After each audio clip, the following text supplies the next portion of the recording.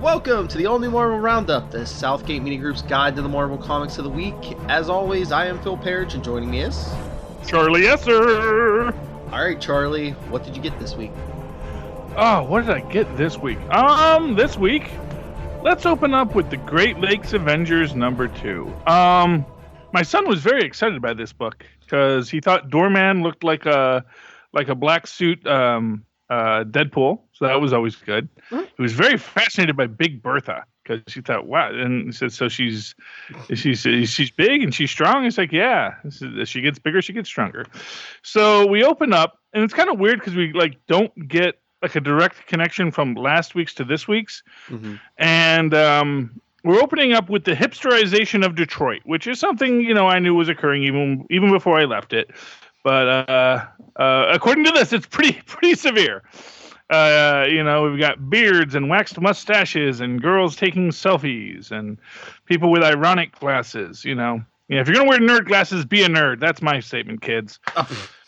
Don't be wearing your nerd glasses ironically. That offends me as a nerd. It's a culture, not a costume. That's all I'm going to say. Okay. So it's 2:45 in the morning, and the crowd outside Baphomet is popping. And, you cut to this nice little picture. It's apparently a selfie of the old gang. Although without Dinosaur, so that's kind of sad. Got Doorman and that girl who won't return our calls, Squirrel Girl, as well as Flatman, Bertha, and Mr. Immortal.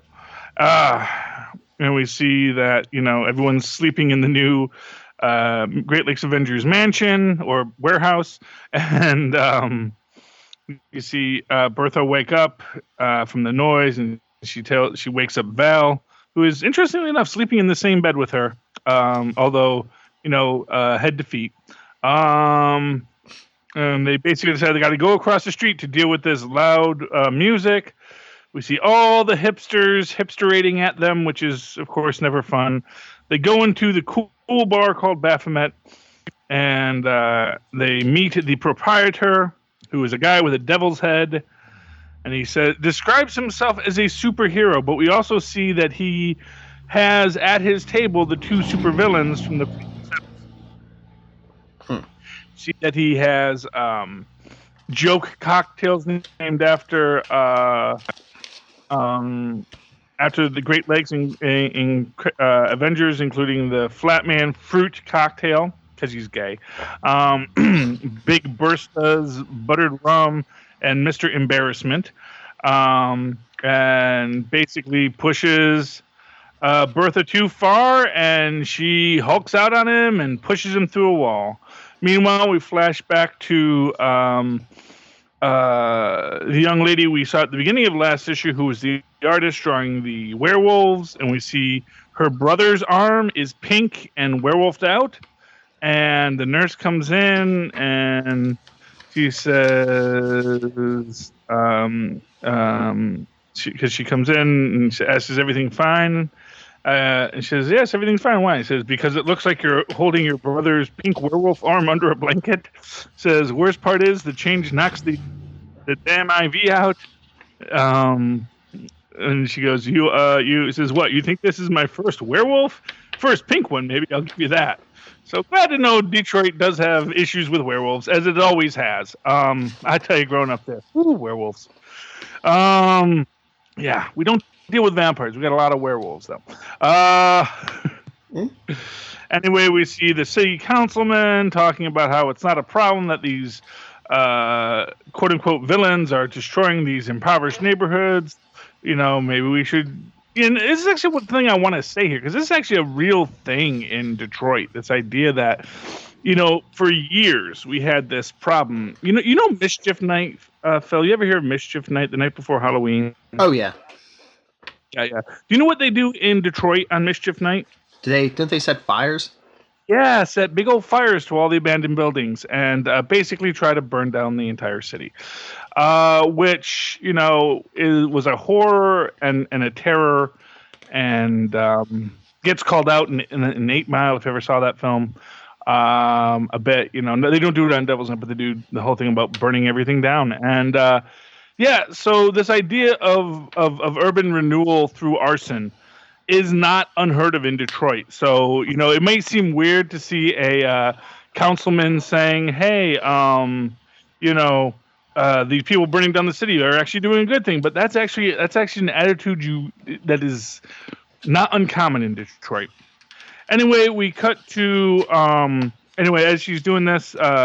As you remember, it was her neighborhood being torched last episode. She goes to go downtown and talk to this councilman. And we see Mr. Mortal, who's still buried underneath the ground. We see a guy come in, pours water down on him. And I guess Mr. Mortal decides to end it again because he just gets sick of being down here, and he puts a cork in his air tube so he will suffocate. Meanwhile, all of the Great Lakes Avengers are in a jail, a holding cell in Detroit, and Doorman notices that Mr. Mortal is dying, so he goes to go check him out. Meanwhile, our blue-haired girl is being brought in because they're saying she threw a bottle at the councilman, and she turns into a werewolf. And then the Avengers basically break out, tear the cell apart, go after them. We see the werewolf completely cornered by the cops. And Flatman says, "We're the Great Lakes Avengers, and we're here to help." And the werewolf says, "Who?" And their lawyer comes in and says, "The Great Lakes Avengers. And unless somebody can explain to me right now why they threw my clients, the Avengers, trademark, in jail for doing their expletive job, I'm going to shove an infinity gauntlet so far up this station's collective ass that you'll all be erasing realities when you fart." No. We cut to Mr. Immortal coming to from his last death. He goes to pull the cork out of the air tube, breathes again, and then we see that Doorman shows up Doorman comes to break him out, and he's like, "No," and basically he says, "I needed to get sober." There's a reference in here that Mr. Mortal apparently had a drinking problem, needed to get sober, needed to lock himself away. So he had his friend Mike basically bury him in a cemetery where he's just been waiting there for the last, couple months till he could completely clean himself out. But Doorman wasn't waiting for it, so he just pulls him out of there and tells him everybody's waiting back at the station. We get back to the station, and we see the councilman is very upset that all the people that he wanted arrested are not being arrested. The werewolf girl, who I guess we're calling Good Boy because that's what it says on the cover, is being informed that she's the client of. Oh, of course, that's Miss Ferrari. Oh, I think Miss Ferrari is going to be central to the cast now. So yay, Miss Ferrari. Amy.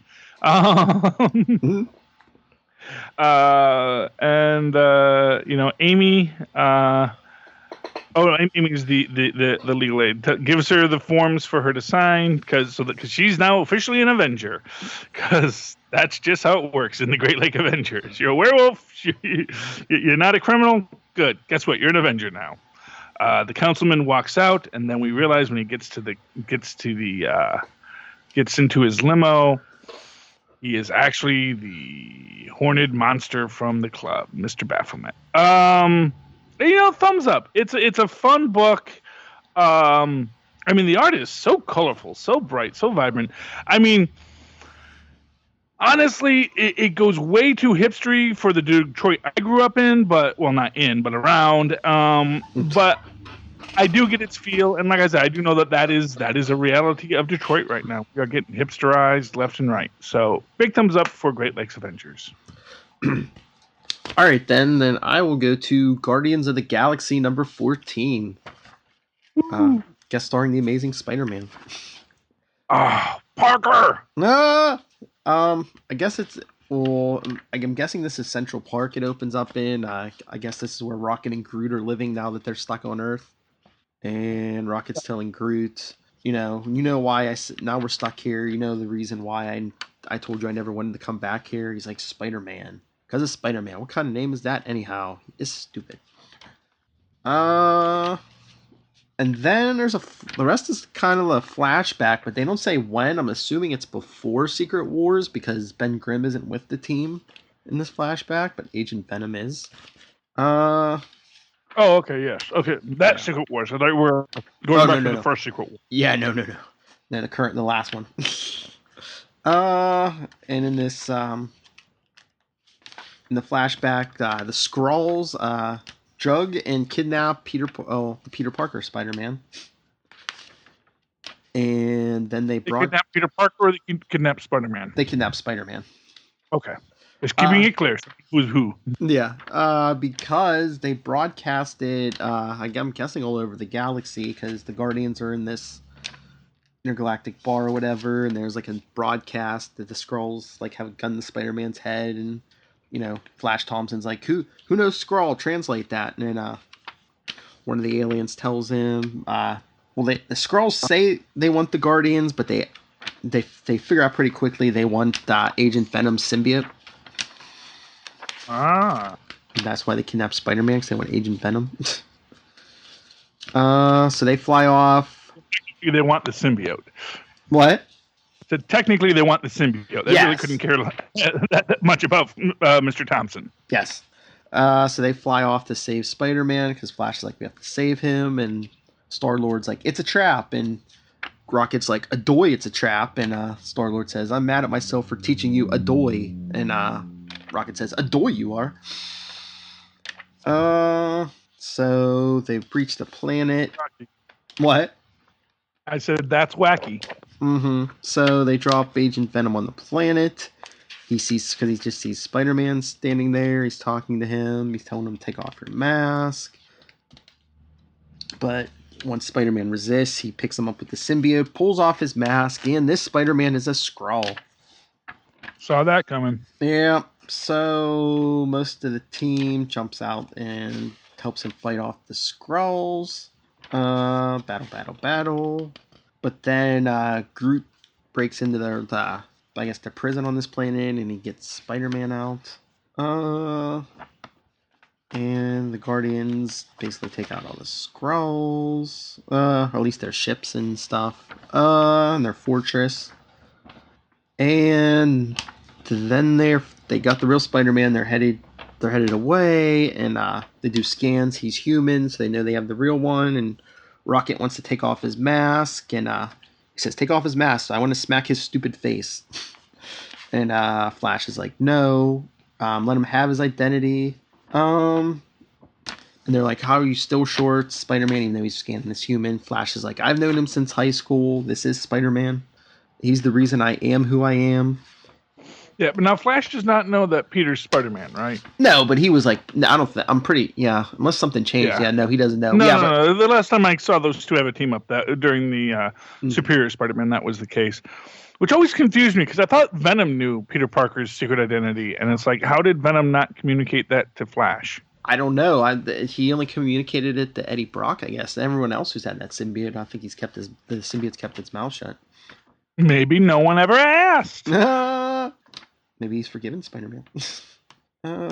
And Flash told them how selfless and purely heroic Spider-Man is, and Rocket's like, his costume is stupid. So they want to drop him at the Shi'ar outpost, and Flash is like, no, we take him all the way back to Earth. So that's how the issue ends, with Spider-Man waking up on Earth on a rooftop. Decent issue. It's a thumbs up. Kind of a filler, but all in all, decent issue. Well, we got to finish out the year. You want those twice a month books. All right. Then I will go to Extraordinary X-Men number 16. It's the final part of this arc where there's other dimensional demons or whatever controlled Sapna, and they're attacking the X-Men in X-Haven. They want to use Sapna to destroy X-Haven.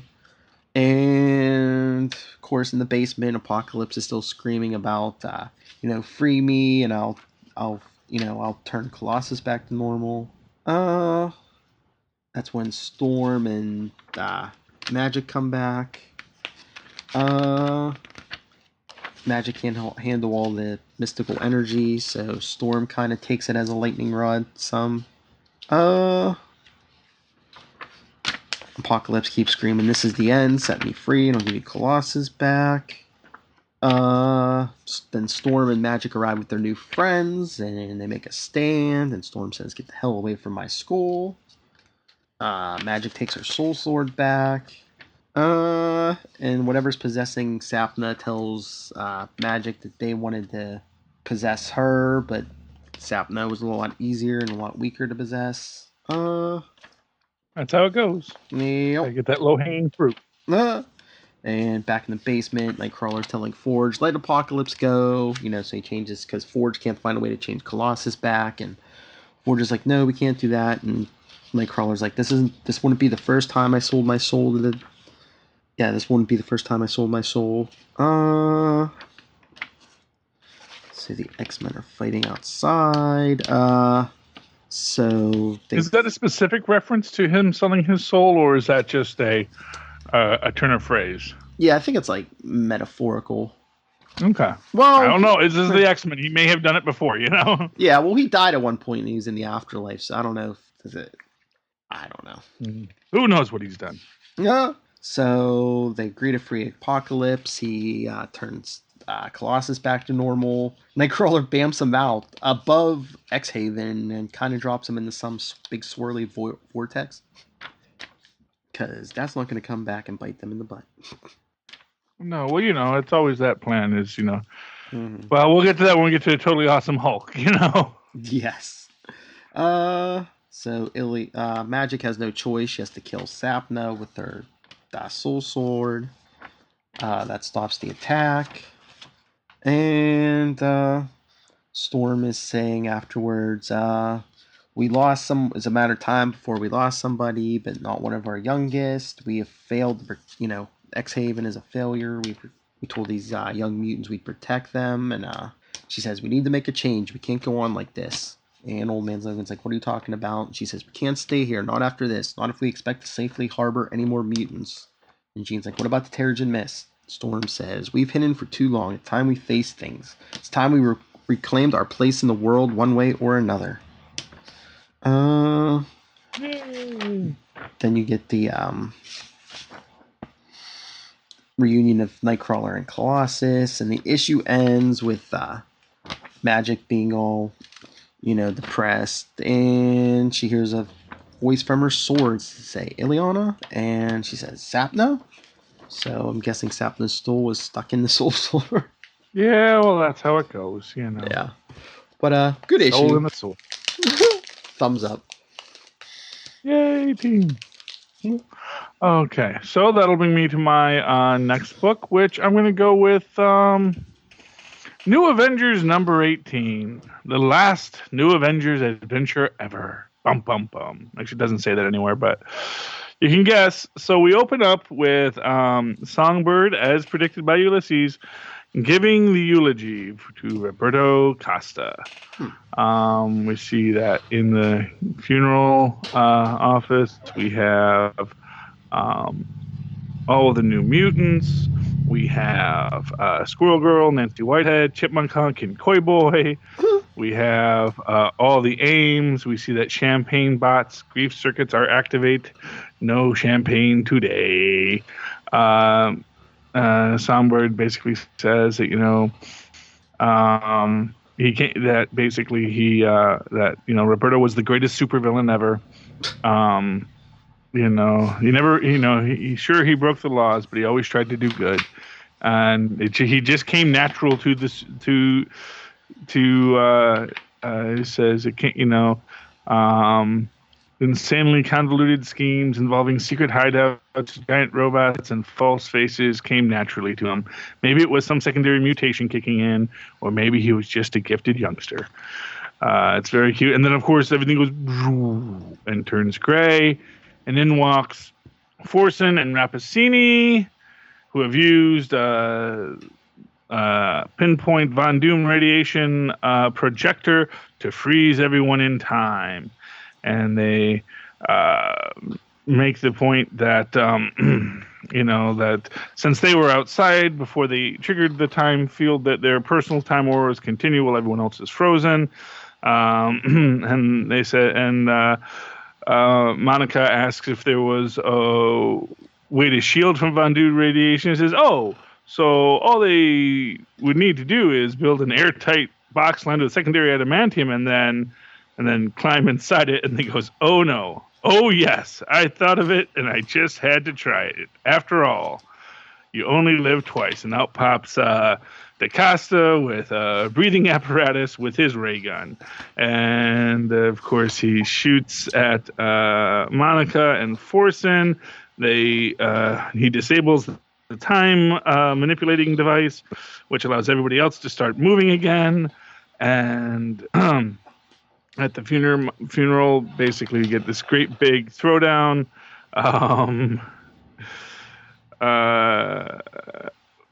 You see that Karma makes Forsen turn off his shield because he had shielded himself from all kinds of energy, but not psychic energy. And then Squirrel Girl punches him because he says, "Turn your life around and pay your debts to society." I agree, though I do need to knock you out because of your hair trigger nerve gas button. Sorry. And we see everyone has been captured, and then we get a great scene with Power Man and Dr. Max Brashear, formerly Dr. Positron, sometime supervillain, defeating the radically advanced ideas in destruction. Dr. Positron is asking, Vic what he's going to do now, and he says, "We only join the Avengers because of White Tiger." And, she's not here. I don't know if I want to stay, but I kind of want to go back to my hometown. I want to go back to Spanish Harlem and give back to the community. And Dr. Positron says, "I'm restless myself. I'm bored, and it's not like Tony needs me getting in her way. I've never been a full-on superhero before." Says, and Power Man's like, "I don't know." Says, "Give it a chance. I've got this combat suit I'm made to fight Dad with. I can hero in this. And between you and me, I've come up with the perfect code name, Iron Fist." Says, "For the look on their faces alone, right?" So we have our new Power Man and Iron Fist. We come to Tim base under sea, because it's where the two White Tigers are battling the Tims, and they couldn't even agree what the M stood for or what the T stands for in their names, whether it was Total Idea Mechanics or Transatlantic Idea Mechanics. They quickly defeat them, and then the two White Tigers agree that since they have rejected the Tiger powers, that the best way to honor the White Tiger heritage is by living and continuing on. But more to the point, they know the Tiger is still out there. The Tiger will seek a new host, and when they do, may God have mercy on their soul. Bum, bum, bum. Then we cut to AGM, Advanced Genocide Mechanics, who are truly horrible people. We see Aiku Jokinen and Dr. Tony Ho in her rescue armor defeating these horrible people, and we get a nice little scene between Pod and Tony Ho, where basically I'm not sure if Pod is supposed to be Norwegian or what, but she has blonde hair and blue eyes. I thought she was originally supposed to be Japanese with a name like Aiku, but maybe that's actually supposed to be like, Icelandic, and because I'm looking at Jokinen, I guess that could very easily be Icelandic. So, and basically we realize that Pod and Rescue have kind of fallen in love, and they have a nice kiss, so that's sweet. We then see that basically Wiccan and Hulkling have been given the task of taking out Idea Advancement Mechanization, which has a nice base in an Upper West Side apartment overlooking Central Park. And we see that Hulkling smashes through the door, and it's filled with balloons and cake. And it turns out that DaCosta just wanted them to have a nice apartment and to start their life as a cute couple. Aww. And Wiccan sends a piece of flying cake to DaCosta to tell him that he's the best. And then we get the wrapping up of everything.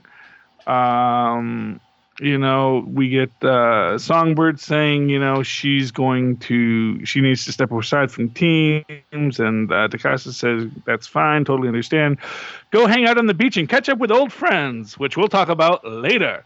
The cake shows up, and DaCosta says, oh, flying cake.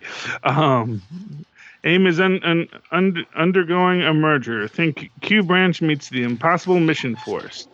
Thanks, the cake says, you're the best. Says, thanks, Flying Cake. With a little rebranding exercise on top. Everyone assume formation 1776. And we see the red, white, and blue AIM beehive keeper suits. Says, welcome to the future of AIM, Sam. Welcome to American intelligence mechanics. I know where I can get a new passport. To be continued in U.S. Avengers #1. Yes, really looking forward to that next month. Little worried that Red Hulk isn't actually General Ross, so we're going to have to see what happens. Okay, but big thumbs up for New Avengers #18. All right, then I guess I will go to Totally Awesome Hulk #12.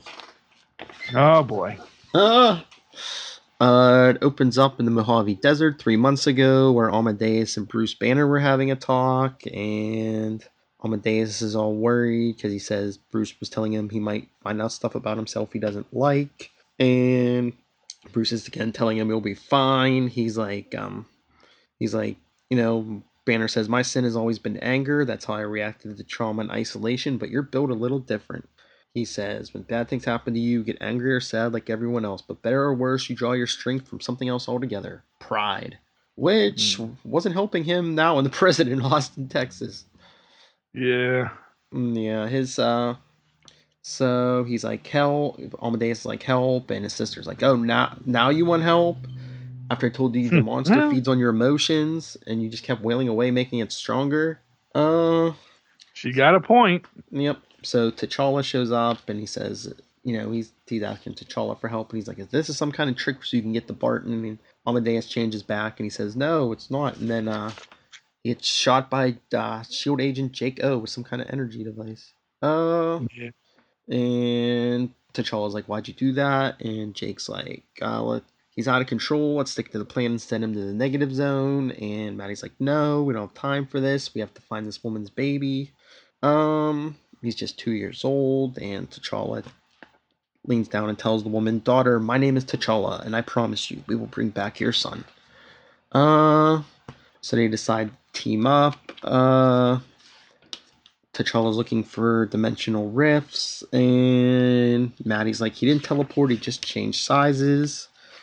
And there's a crack in the sidewalk, so only Amadeus and Maddie can fit down it. T'Challa says he'll circle around and come from the other side. But then Amadeus ditches Maddie, and he comes across the villain whose name is Christian. And he's telling Amadeus how angry he is, and the kid is scared. Like he's always been safe. Must be nice. He throws the kid off the side, but the Black Panther catches him. That's when Christian and Amadeus transform, and they both start fighting. Jaco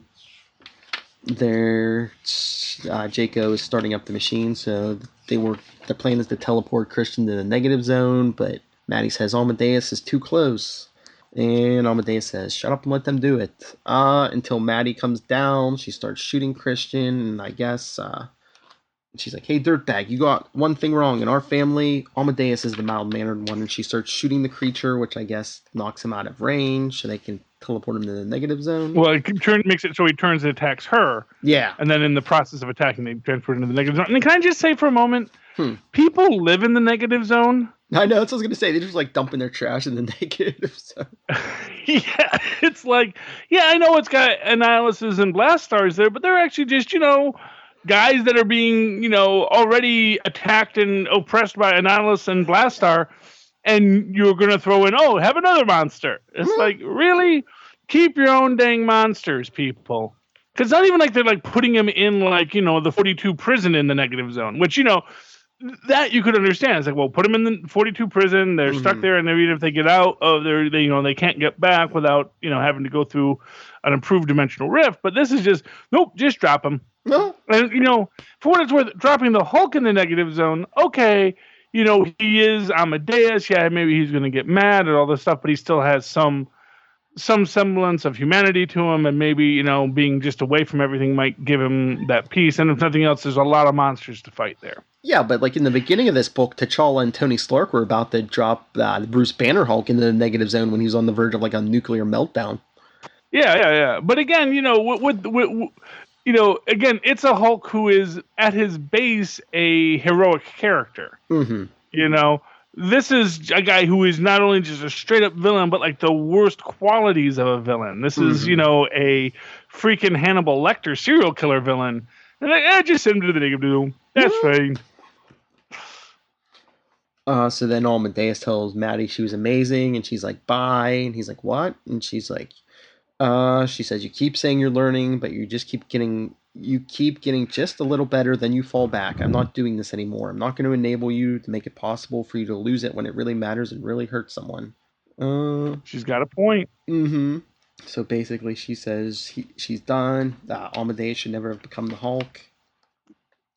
But when he goes That's true too. But when he goes back up above, seems like the citizens are happy to see him. Something new for Hulk. Yeah. Well, not actually that new. Hulk got ticker tape parades all the time, It just that then he'd go and smash everybody, and then they'd regret giving him a ticker tape parade, That's sort of the thing with Hulks, is every so often they come in handy, but then they remind you why you don't keep Hulks around, And like I said, he is going to betray the champions, and you get that inkling too at the end of this book too. Oh yeah, because he a week later in Topeka, Kansas, Amadeus, as the Hulk, shows up at a diner because Clint Barton's in there. Yeah, but and here's what I say about this. And you see, he comes in, first off, smashes the parking lot when he lands. And it's like he doesn't have to smash the parking lot. He could actually just have walked in. For what it's worth, the Hulk actually can run very fast too. He doesn't have to leap everywhere. Yeah. And then he gets in, and then he cracks the Formica on the counter, And this is a place out in freaking Topeka, Kansas. They don't have Hulk insurance. When they go, yeah, we got a crack on the counter, and yeah, we're going to have to pay to replace it because, we don't have Hulk insurance. Because, who buys Hulk insurance? But then, of course, a Hawkeye shows up, and, But you do get just how out of control Amadeus is. That's all I'm saying. Well, he told Barton he wants to scare him, and he liked when he told Carol Danvers she couldn't stop him, and Shield, T'Challa, none of them could stop him. Yeah. Which I was waiting for a moment of revelation there, where he realizes, like, what I wanted him to say after that was, and that's why I understand why you had to do what you did. Why Banner wanted you to do what you did, because Banner knew that if he ever did lose control, no one can stop him. But Amadeus, Amadeus basically says he wants his friend back, and Clint says, I can't do that. And Amadeus says I shouldn't be here. Banner wouldn't want this. He said I'd be okay, but I'm not okay, not even a little bit. And Clint says, neither am I. And they share a nice cry together. Yeah, well, everyone needs a cry. It was good. Thumbs up. Very good. And I guess I will go to Ghost Rider #1, the new Robbie Reyes book, and Amadeus is in this book too, Charlie. Oh, yes? Uh-huh. Yeah, I was actually just about to start reading that book, and I just didn't have time. Yeah. What's going on with Robbie? Well, what's it? Well, one, it's a supersized book, so it's $4.99. Yeah. So it opens up in Los Angeles. Robbie's working in the garage, and he's basically teaching Gabe, about the internal combustion engine. And then on the Santa Monica coast. Oh, this is a flashback, right? Because Gabe's not in a wheelchair here. He's sitting in a chair, so It doesn't say anything about a time frame, but Gabe's sitting in a chair, not a wheelchair, but like a stool. Yeah, but he also looked a lot younger in the first scene. I read like the first 2 pages. I have no idea what happens after that. So okay, but if they don't make that clear, then maybe I'm mistaken. Yeah, I think in this book overall, he's younger than like he is on Agents of Shield. Well, yeah, I figured that. Yeah, because Robbie's actually a lot younger in this too. He's like a high school student. Yeah, Robbie's in high school, and I think it said Gabe's in junior high or something, middle school. Yeah. So then on the Santa Monica coastline, these scientists are studying. It looks like a symbiote, but it's actually just like a big purple. It's like a purple glob, and that's when Amadeus shows up. Oh, Amadeus! As the Hulk, he says, "Purple." And he says he's going to go and investigate. He says, "And purple rocks turning into living goop just so happens to be my area of expertise." No, it's not. It's a job for Ace Pot Pete, if anyone. So back in L.A., Robbie and Gabe are driving home after getting ice cream. When they hit a certain street, looks like a moving truck blocking the way. One of the guys tells him to turn around and flashes a gun and kicks the car. Yeah, and Robbie's like, okay, well, we're gonna take Gabe home. So they turn around. And then Amadeus is checking out the blob, but I guess when it touches certain animals, it takes on its characteristics. Like now it looks like a giant mouse because it was in a pen with some mice. But then it jumps on Amadeus and trying to bite him, and he's like, that's not gonna work. But then does it turn all hulky? Well, I guess he's saying it won't get through his skin. Oh, okay. So it actually has to like devour it to take on the traits. I guess at least taste blood. I don't know. Or something like that. Yeah, it has to get that good genetic material. So back in L.A., Robbie leaves for the night and leaves Gabe on his own. Okay. Okay, well, yeah, why not? Yeah, boy goes after the guys in the truck. He's 13. He's old enough to stay home by himself. Yeah. So that's the law, man. 13. He's a man in the Jewish faith. And in Roman Catholicism too, I believe. So, he's had his confirmation. He's good. He's an adult now. So Robbie tracks down the guys from before who must have been up to something bad because they start firing at him as he changes the Ghost Rider. He takes out the guys, rips open the back of the truck. There's a big crate in the back, and I'm guessing these are human trafficking victims because there's actually people in there. Boy.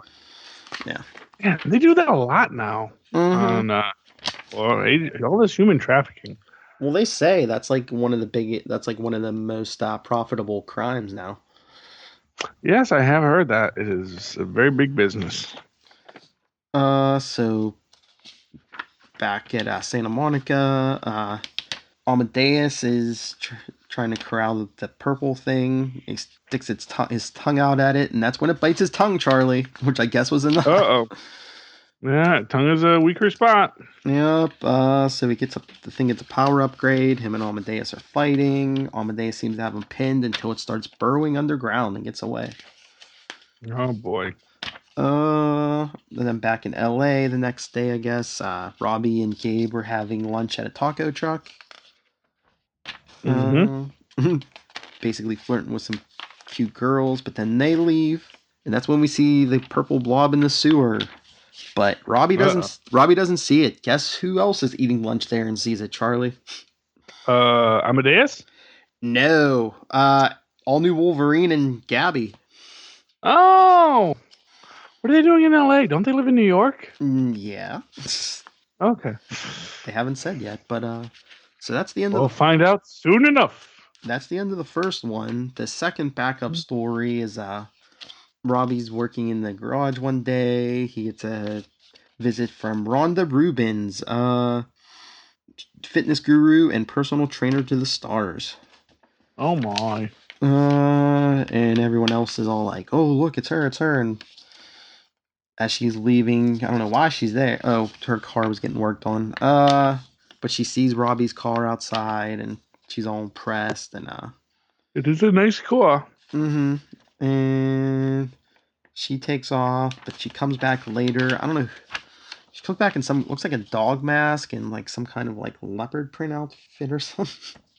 Okay, so she's stepping into the world of supervillainry. Yeah, but so she tries to steal the car, but the Ghost Rider wakes Robbie up, and they throw her out of the car. But she has some kind of weird power where it looks like she's coursing with energy, but she takes off on a skateboard, and for some reason, even the Ghost Rider's car can't keep up with it. So Ghost Rider opens a hell portal so they get closer to her. She's the ghost skater.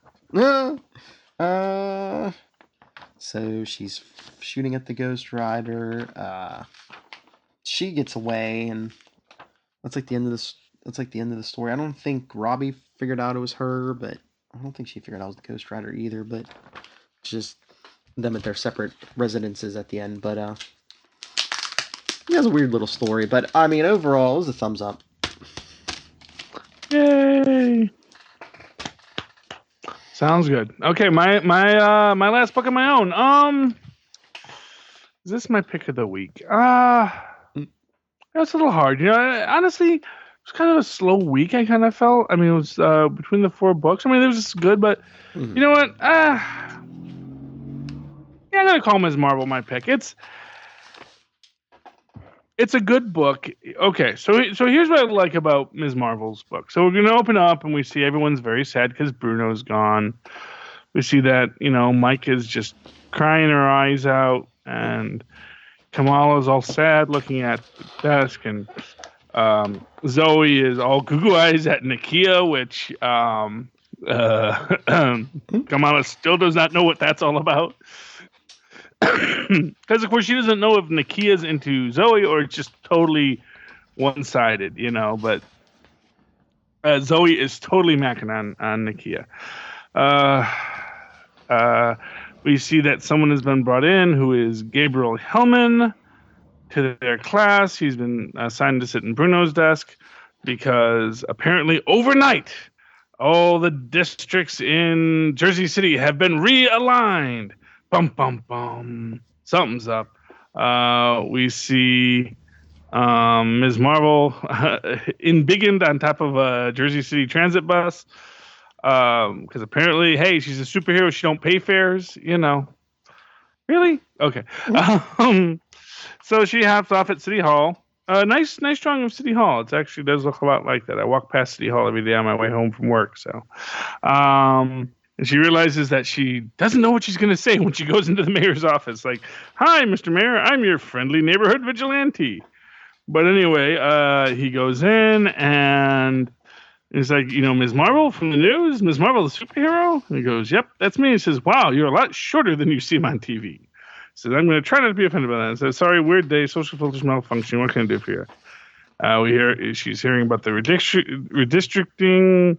She's concerned, and he says, "Oh, no, this is perfectly normal. They just restructured things for the current to reflect current demographic trends. Listen, I appreciate your concern. Bring it up with your state assembly if you're worried. But I'm telling you, it's nothing. The election will go forward as scheduled." And you see him scribble on a piece of paper, "Help. Thanks for your time," he says. She says, "I thought this was going to be a simple bureaucratic mess-up that could be fixed before curfew. Before I planned my next move, I decided to do a little research." He calls Mike because maybe having a superheroing project to work on will make this thing a little better. And she arrives, comes to the window, which scares Mike. We find out that basically all of this last-minute cracking and packing was designed to give the mayor's opponent, Chuck Worthy, a leg up. Chuck Worthy was the Hydra hipster from the previous storyline. I realize that he's back, and essentially Mike explains to Ms. Marvel that this is the problem you can fix by punching, unlike most things in the Marvel universe, and basically explains the different things that only that if there's a high enough turnout, the cracking won't make a difference. They can still win if we can just get turnout high enough, and making the point of And this is kind of funny. There's the third party candidate, Stella Marchese, who's also running. I can't tell. I think she's supposed to be in a wheelchair. It looks like she's in a wheelchair. She's a librarian grouping on Communipaw. And we get some nice, very patriotic things of Ms. Marvel and Nakia rallying people to vote. But they realize when they go to door to rally people, everyone's giving them an excuse as to why they can't make it. And then we get, a nice little bit of lecturing by Ms. Marvel about how even if you don't have time, you can still vote. You can always demand time off to vote. Your boss has to give it to you. And in Jersey City, that would actually even be paid time because we now have a law in Jersey City that you do get 5 personal days a year. So yay! Just a little bit of a side note there as an HR professional. How if you don't have time, you can always request an absentee ballot, which is at this point. So basically, we get this really great public service announcement, some great arguments, and especially to the old guy about how not voting isn't a protest. It's just acquiescing with the majority of people who don't protest, who don't vote. We come to the Chuck Worthy Don't Suck Vote Chuck rally, and we see Ms. Marvel waving her flag in confrontation. Chuck sends his security goons with their tasers to go deal with her. So, of course, we do get some punching as Ms. Marvel quickly dispatches them and then leads everyone to the polls. Yay! And, of course, with an unprecedented 90% turnout, the election goes to the third-party candidate because, sure, that would happen. I kind of thought that was kind of a cop-out because they actually do make a point earlier when they were talking about how, both candidates suck. And again, running against the guy who's literally Hydra. We're not going to make any broad political pronouncements in this. But yes, the establishment candidate versus the guy who's literally a member of Hydra and has been exposed as a member of Hydra. But again, hey, Cap's Hydra. So, maybe we got this Hydra thing all turned around. Maybe he's from the good part of Hydra. But the third party candidate wins, so she's getting sworn in. Again, we don't see if she's in a wheelchair. It looks like she's standing up in the video. I don't know. But we see that Gabe is going to stay in the school most likely, and I think I completely overlooked this. Gabe is Amani's wife's little brother, so he is Kamala's brother-in-law. So, and they have this nice little bit about revolutions don't happen overnight. They're long and complicated and messy and sometimes disappointing. But sometimes if you hold out long enough, they work. Yeah. At least in the Marvel universe, we got heroes to punch Hydra. Thumbs up. But it's my pick of the week. And I did give it 5 stars. I really enjoyed it when I read it. It's political. Yeah, if you don't like political stuff, you're not gonna like it. But it really pushed my nerd buttons, and let's go sock Hydra in the jaw and vote. Well, at least we should have. Well, I did. I don't know about all you other people. Didn't vote. I blame you. Okay, and that was my last book on my own. And don't you have an Old Man Logan? Yeah, I actually have 2 more books. Yeah, Old Man Logan. Okay, you have 2 more books. Okay, there we go. I was thinking, well, what happened there? Okay, so on to your books, Phil. All right, so Old Man Logan number 14, Monster War Part 1. Ooh. It opens up in X-Haven, and Cerebra is telling Logan that there's a notable mutant has gone missing, and Logan says, yeah, go tell Storm or one of the other X-Nerds. I'm off duty. And Cerebra says, I normally would, but you see, I thought in this case you would like to know. You see, Logan, it is Jubilee who is missing. Jubilee! So he then, I guess Logan travels to her apartment in Brooklyn, where her baby's just sitting on the bedroom floor playing by himself.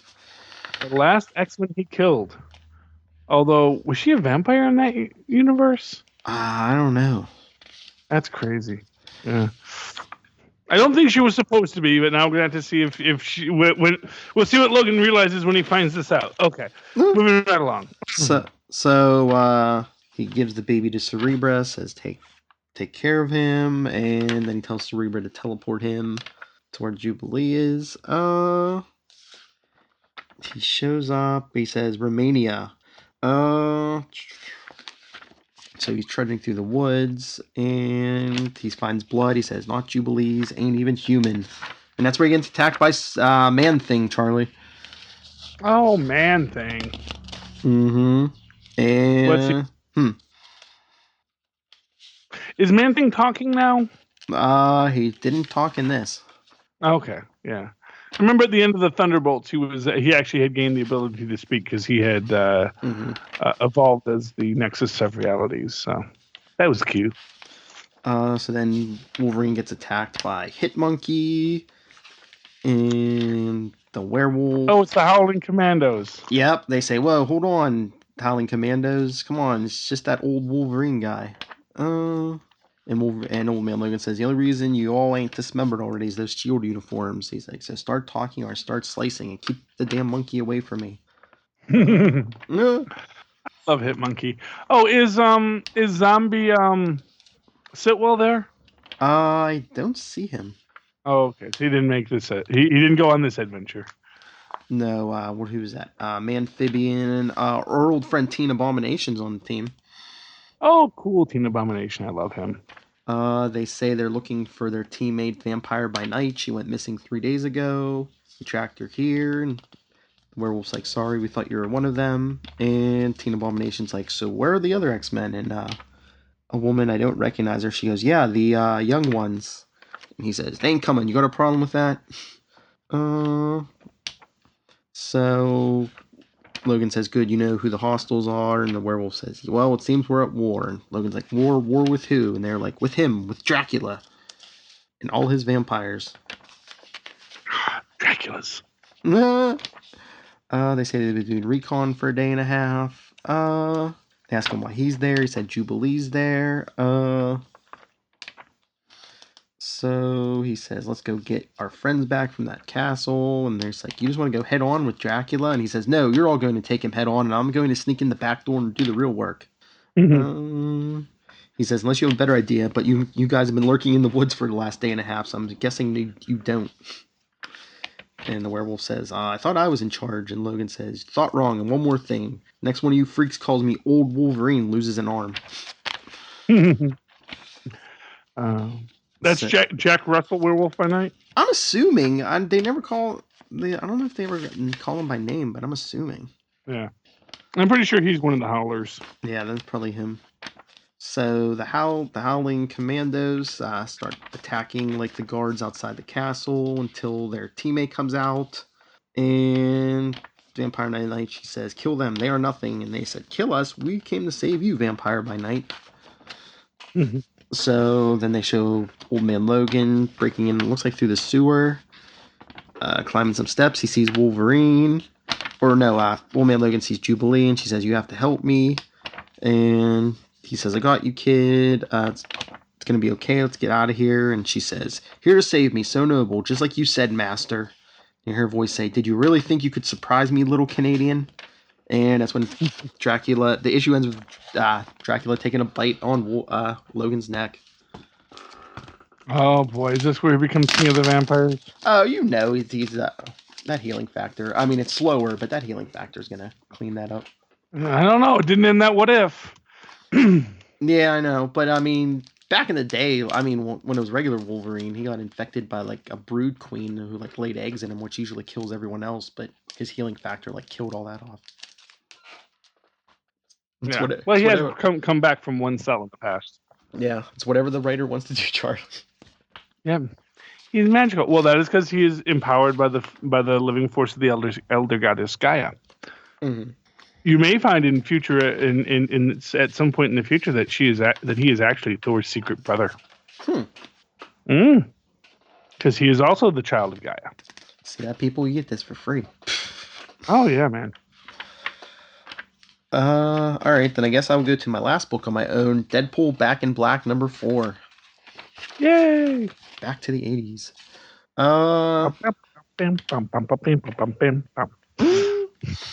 So Deadpool swinging around in the symbiote, and he's saying, he's thinking to himself how he's, running away from alien bounty hunters, like from Empire Strikes Back. That's when he gets attacked by Kraven the Hunter, who thinks he's Spider-Man. Oh, Kraven. You would think a hunter would be better skilled at differentiating his prey. You know what I mean? Mm-hmm. And so Kraven has him on the ground, but Deadpool uses his symbiote to knock him back, which makes the loincloth fly up, and he says, now I know that you go commando under that lion skin loincloth. Allow me to say A, impressive, and B, not cool. Waka waka. So they're fighting. Kraven's trying to hit him with his like the drug darts, and he gets hit with a couple of them. So Deadpool hits the ground, and he's like, "Darts are poison. Got to keep it together." And he just starts babbling. Why, yes, I am a pretty pony. He's like, I think maybe I had some bad sushi, mutant sushi. Turn the world upside down. And he's thinking that he has to give his healing factor time to work. And he's hiding, I think, in a tree. And Kraven's keeps saying, "Where are you, Spider-Man? I know you didn't get far. I mixed these toxins specifically to bring you down." And I think this is the symbiote talking. It says, "See, that's where this whole mistaken identity thing is going to cost you, because I ain't Spider-Man." Because it looks a lot more vicious and has, the Venom face on it attacking him. Well, it is a symbiote, so it's actually one in them together. Yeah, but I think Deadpool's kind of out of it because he kind of wakes up and he's like, "Do you dye your hair?" Because that's the big. Remember this theme, Charlie. Deadpool keeps calling Kraven old. So Deadpool's like, "My mind's still fuzzy. I gotta get clear." And then we get all these flashbacks to Deadpool's secret wars and some of these last adventures. They need to put this out. It says, to see all these Deadpool adventures and more, check out Marvel Treasury Edition, Deadpool's Grab Bag. They need to put that out. Yeah. That's what this guy's trying to push for, man. He wants to do all these crazy off-look Deadpool adventures. Mm-hmm. So Deadpool's I just want the Deadpool Century team up, man. Deadpool of the Century. Oh, there we go, man. But Deadpool's like, I gotta sleep this off, and he's like somewhere safe, he thinks, but it looks like he's in the middle of the lion pen in Central Park or something. Oh boy. One of the lions comes up to him and he's like, "Come on, Aunt May, let me sleep for 5 more minutes." He's like, "Huh? Who's Aunt May?" And he wakes up, he says, "You're not Aunt May, I don't think." Then Kraven jumps in and he says no. He's fighting the lion. He's like, "The prey is mine. No caged animal will take him from me." So Deadpool's like, he's like, "Did I hear you yell out like yeehaw earlier?" He's like, "Because I didn't think you were from the redneck part of Safari Town. But if so, we can settle this disagreement of ours with a square dancing competition instead of." And Kraven gets mad. He says, "My neck is only red when my blood is pumping from the thrill of the chase." He says, "That was not a yep-hoo or whatever you called it. It was the Kravenoff fertility cry. Virility cry."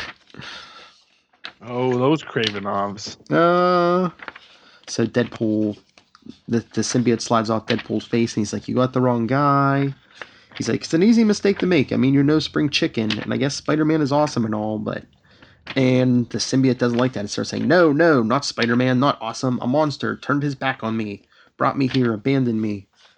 And Deadpool says, "Hey, maybe cut the guy some slack. He's got a lot to worry about with saving the good citizens of..."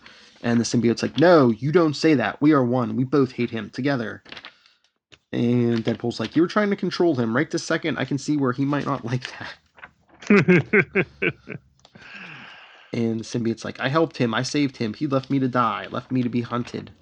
And Deadpool's like, "But you got me now. We're together. We're pals. You don't need Spider-Man. Not anymore." He's like, "Let all that anger go." And then the symbiote puffs out and knocks Kraven away. And it looks like this is the symbiote.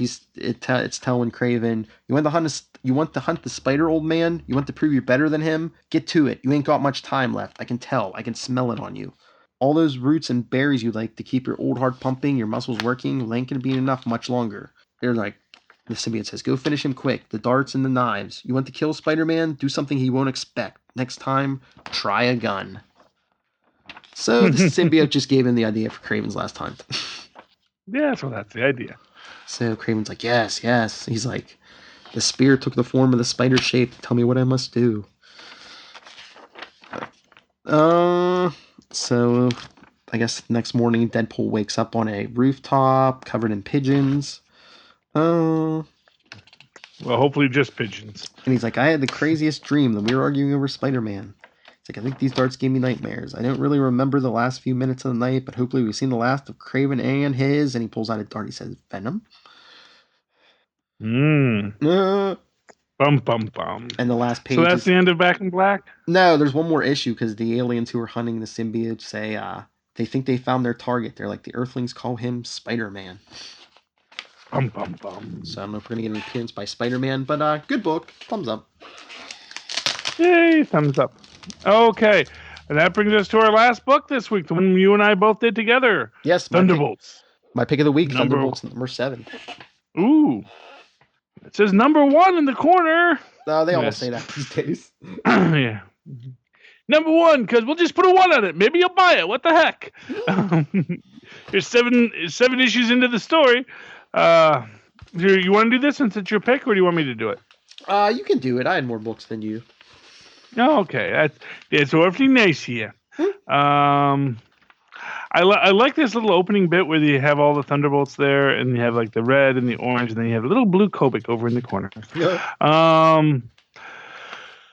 We're holding facility Fremo 4 in upstate New York. Why do they put these things? Why? Well, obviously the New York congressman gets a lot of pork sent to New York. Chuck Schumer is a very powerful congressman.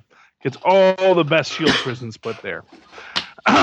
Just saying. Thank you, Chuck. That's lots of good paying union jobs for New York folks.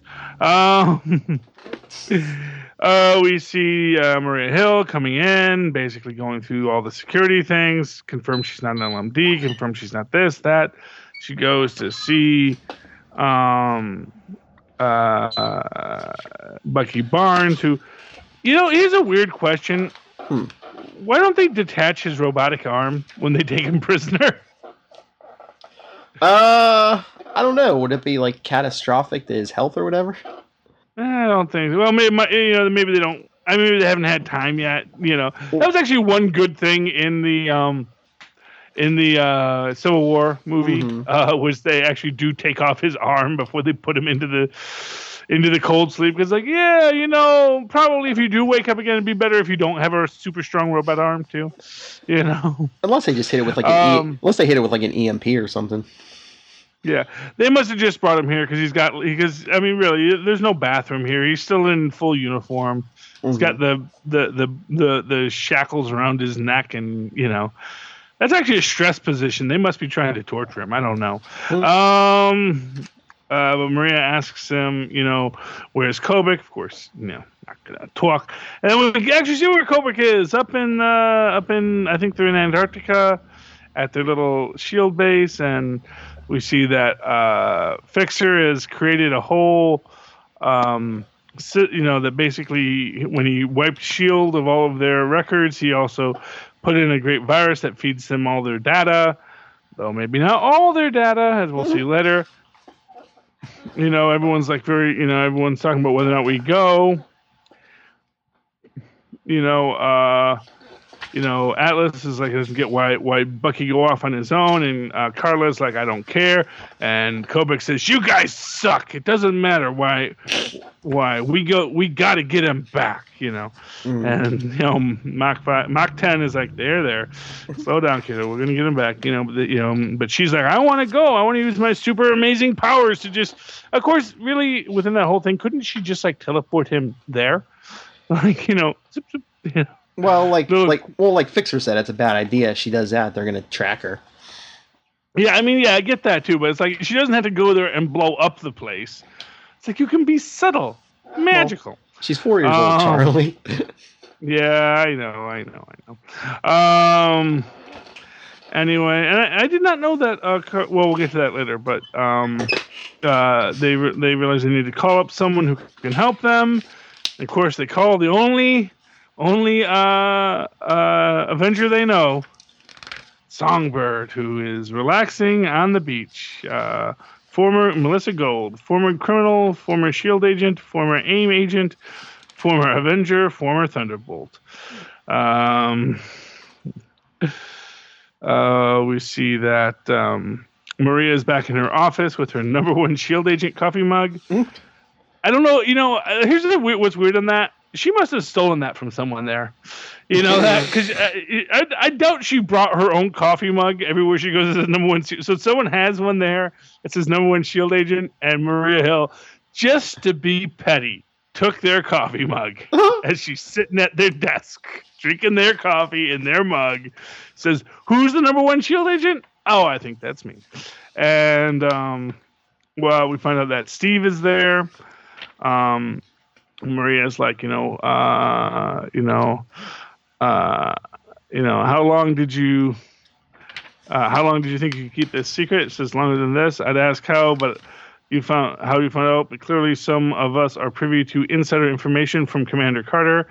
And he says, "Cute." Says, "That's what they call me, Maria Cute Hill, Director of SHIELD." Says, "That's funny. I thought they called you Maria Hill, Director of SHIELD, Director pending criminal investigation."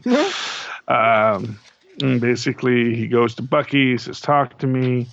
And they have a nice little back and forth where it's like, he says, he says, "I did it for you." He says, "The inhuman fortune teller. He saw the kid kill you, right? I couldn't let them have this up." Did I ask her help? Says, "No, but how did you know I didn't already have a plan?" He's like, he says, "Assault, espionage, murder. I stood up for you when no one else would. I've defended you time and time again. How can I help when you keep crossing the line?" Says, "Let's look at you, running around with criminals, hiding a cosmic Q that could destroy us all. We're all still here, Steve. Kobik's not going to kill anyone. She isn't a threat. She's a victim. And the people who want to keep abusing her are all around us." Says, "You think this is just about SHIELD? You can't keep her safe, Bucky.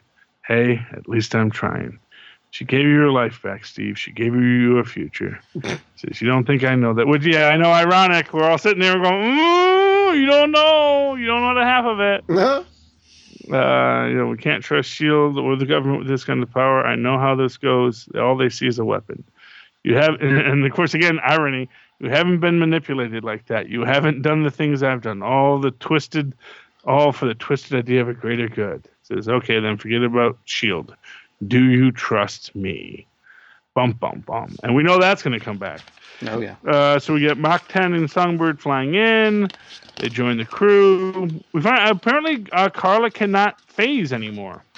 I don't know when that happened because she was saying how she would have phased in if she still had that power, but apparently she does not. So, okay, good to know. Songbird overrides the voice thing with her sonic powers, but there's the new secondary system that even Fixer did not know about, which is the physical identification. But of course, when they do that, they scan the Thunderbolts and say, "No, unidentified visitor, unidentified visitor, unidentified visitor, Melissa Gold." Because she was still in the system. And now they got to fight their way through and fight their way out. Dun, dun, dun. Next issue, Songbird Unleashed. Yeah. Well, we know you liked it. Yeah. Yeah, I liked it too. It's a thumbs up. It's a good week. Marvel has very good books. I think we can agree to that. If there's one thing we can all agree to here at the Nuff Said Radio Network, it is that Marvel makes pretty good books. That's why we all talk about Marvel all the time, because we like Marvel. Yay, Marvel! All right, so should we get out of here? I'm not going anywhere, but sure, why not? Well, this podcast. Okay, we get in the. Everyone has to go. home. They got to go home. So yeah, they can leave. Well, you and me, we'll hang around. We'll just chill, have a beer. It'll be cool. All right. So if you want to share your thoughts with us, email us marvelroundup@gmail.com. On Facebook, we're facebook.com/allnewmarvelroundup. Twitter is @marvel_roundup, and Instagram is Marvel Roundup. Charlie, where can people find you? Well, you can always write to me in that old-fashioned email way, the way our mas and pas once did centuries ago. At least 1 century ago. 20th. Yeah, see? At superconnectivitypod@gmail.com. That's superconnectivitypod, all one word, @gmail.com. And, of course, you can always follow me on the Twitters, the way those hip young kids do, and the hipsters from Detroit. At Charlie Esser, that's CharlieEsser. Look for the 2 E's in the middle for quality. Wow, now mine's going to sound lame. My